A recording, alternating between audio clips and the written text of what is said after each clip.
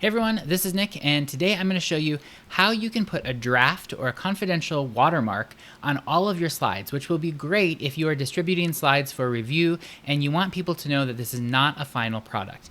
All you need to do, it's very simple. Just go open your new PowerPoint deck, go up to the View tab, and then we will hit the Slide Master. When you go to the Slide Master, make sure to scroll all the way up to the large slide layout right here that says number 1. This is called the parent layout, and there are several child layouts below it. Whatever you put onto this parent layout, that will translate onto all of the child layouts below. So let's just go ahead here and insert a text box. And I'm just going to type draft.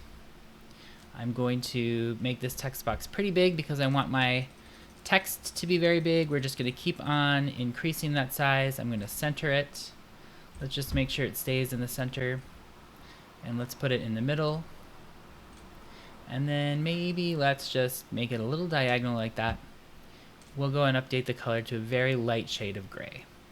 Now you can see over on the left, everything is updating all the different layouts. Now when we go back to the normal view, click the View tab, hit Normal, and now every single slide that you insert into this document will have that draft text. So let's go ahead and insert a new layout there, another layout.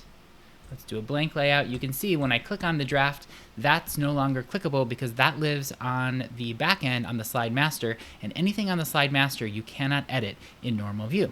I hope you like this video. If you do, give it a thumbs up and make sure to hit the subscribe button and the bell next to it. You'll get notified every time I post a new video in data design, usually PowerPoint, Excel, or Word. I had a great time making this for you, and I can't wait to see you all next time.